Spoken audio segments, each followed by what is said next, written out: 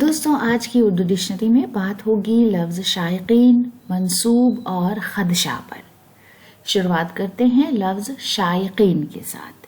شائقین کا مطلب ہے شوق رکھنے والا، شوقین، مشتاق، آرزومند، طلبگار۔ عموماً کھیل یا فلموں کے حوالے سے یہ زیادہ استعمال ہوتا ہے۔ اچھا رکھنے والا، چاہت رکھنے والا، اچھک، پریایک کھیل یا فلم آدی کے لیے۔ ardent admirers or supporters especially of sports or movies etc. lovers of Boterius۔ مثال کے طور پر کرکٹ کے شائقین کے لیے میچ دیکھنے سے زیادہ ضروری کوئی کام نہیں ہو سکتا۔ اس کے بعد لفظ منسوب۔ منسوب کا مطلب ہے نسبت رکھنے والا، متعلق، جس سے منگنی ہوئی ہو، منگیتر، موسوم، جڑا ہوا، منسلک، نیز مخصوص، معاہدہ، تعلق وغیرہ کے ذریعے جو منسوب کیا گیا ہو، اتحادی، حلیف اور حصے دار، سمبدھ، سمبندھت، منگیتر، سمبند اتوا آرکشت، کسی انوبندھ، سمبند اتیادی کے مادھیم سے ایکتا مولک اور بھاگیدار۔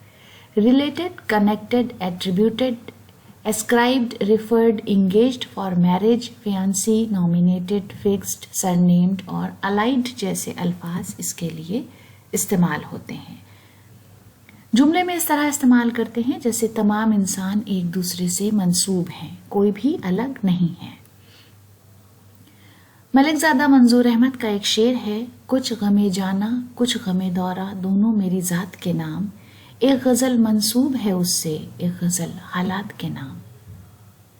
اس کے بعد لفظ خدشہ۔ خدشہ کا مطلب ہے فکر، اندیشہ، کھٹکا، دھڑکا، خطرہ، ڈر، رگڑ یا کھروچ، نشان، شک و شبہ، خلش اور قباحت۔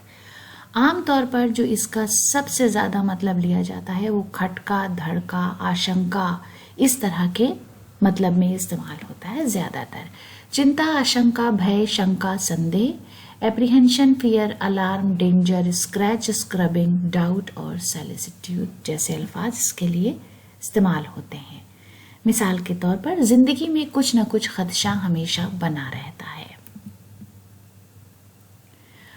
عارف اختر نقوی کا شعر ہے، عہد الفت میں یہ خدشہ کب تھا، تم سے بچھڑیں گے یہ سوچا کب تھا۔